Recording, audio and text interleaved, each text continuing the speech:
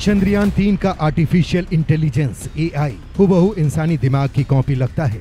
दोस्तों, किसी भी स्पेस प्रोग्राम में जो यान भेजा जाता है उसके अंदर एआई एल्गोरिथम का उतना ही इंपॉर्टेंस है जितना उसमें लगे इंजन का, क्योंकि अगर ब्रेन ही सही से काम नहीं करेगा तो हाथ पांव कैसे चलेगा।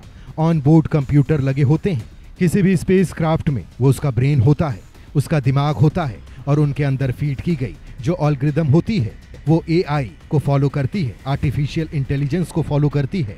और जो भी मशीन्स उस स्पेस क्राफ्ट के अंदर लगाई जाती है, या फिर चाहे वो थ्रस्टर्स हो, सोलर पैनल हो और कुछ हो, सारा कुछ अपडेट करने का जिम्मा इसी आर्टिफिशियल ब्रेन पर होता है। एआई और ऑन बोर्ड कंप्यूटर से मिलकर जो बना है आर्टिफिशियल इंटेलिजेंस दोस्तों, इसलिए इजाद किया गया था ताकि वो बिल्कुल इंसानी दिमाग की हूबहू नकल कर सके। वो इंसानों की तरह अपने आसपास के इलाके को देख सके, उस मशीन में लगे कैमरे उसकी आंख बन जाए, वो आसपास की चीज़ों से अपने डिस्टेंस को जज कर सके, उसमें लगे सेंसर आने वाली रुकावट, आने वाली सरफेस, कहाँ वो पहुंच रहा है, उसे उसकी डिस्टेंस उसे जज करके अवेयर करते हैं उसके इन्वायरमेंट के बारे में।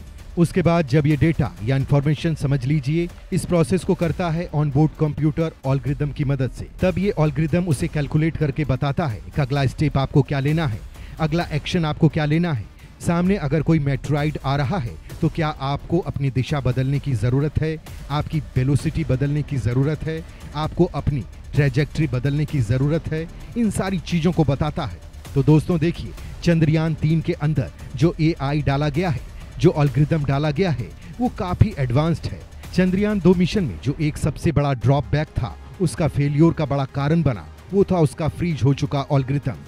उसके एल्गोरिथम के पास में तेज स्पीड से चेंज होती ओरिएंटेशन को गैदर करने की, उसे कैलकुलेट करने की एबिलिटी नहीं थी, वो प्रॉब्लम सॉल्व नहीं कर पाया।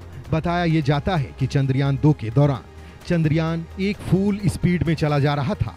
नीचे उतरते उतरते लैंडिंग के वक्त जब फाइन ब्रेकिंग फेज आया तो वो गोल गोल घूमने लगा था हवा में, और इस इंफॉर्मेशन को ना तो ऑब्जर्व कर पाया उसके कैमरे, ना उसको एनालिसिस कर पाया उसका ऑन बोर्ड कंप्यूटर। और सॉफ्टवेयर एल्गोरिथम जो उसके अंदर डाला गया था, वो उस सिचुएशन को जज करके उसे रीओरिएंट कर पाने में, उसको गोल चक्कर काटने से रोकने में, इसकी स्पीड को स्लो करने में नाकामयाब रहा। उसने सही कमांड दिए नहीं, इसकी वजह से दिक्कत हुई। इस बार एआई को इतना पावरफुल बनाया गया है कि खुद एस सोमनाथ ने कहा है कि अगर इसके 4 इंजन में से 2 इंजन फेल हो जाए, सारे सेंसर भी काम करना बंद कर दे, तो भी चंद्रयान-3 अपने आप को सफलतापूर्वक उतार देगा।